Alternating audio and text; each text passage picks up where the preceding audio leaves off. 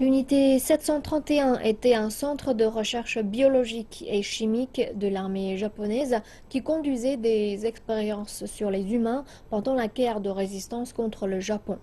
Il est responsable de certains des pires crimes de guerre commis par les Japonais pendant la guerre.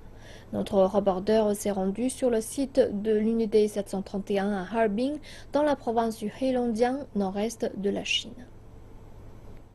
Dans la semaine qui a suivi la capitulation du Japon en 1945, l'unité 731 a procédé à une destruction systématique des preuves de ses expériences. 70 ans plus tard, l'atmosphère ici est toujours très lourde, en rappel de la terreur et de la torture qui régnaient ici à l'époque. L'unité 731 est l'un des secrets les plus terrifiants du XXe siècle. De 1939 à 1945, au moins 3000 personnes ont été tuées ici. Le site est désormais ouvert au public qui peut venir voir quelques-uns des pires crimes de guerre de l'histoire de l'humanité.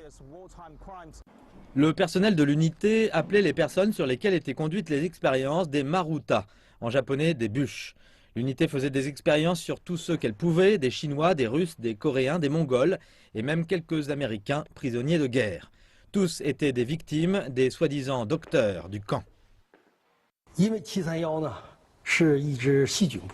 Selon les témoignages des vétérans de l'unité 731, c'était une base militaire importante soutenue du gouvernement japonais.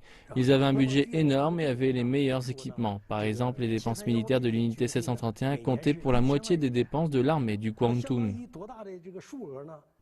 Parmi les nombreuses atrocités commises par le chef de l'unité, Shiro Ishii, et d'autres sous son commandement, des vivisections, des amputations, des essais de gerçure, des viols, l'inoculation de la syphilis et des grossesses forcées.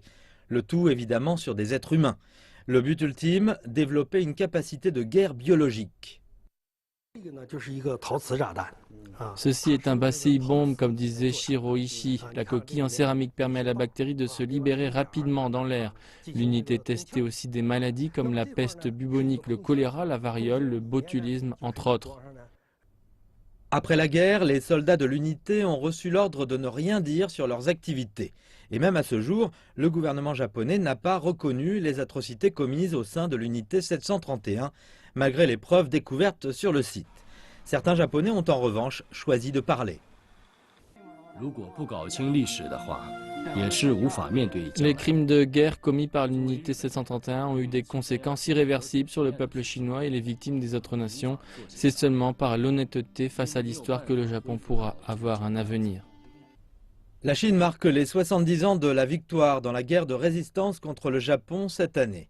Le site de l'unité 731 a été rénové pour que davantage de gens puissent découvrir les preuves de l'une des pires périodes de toute l'histoire de l'humanité.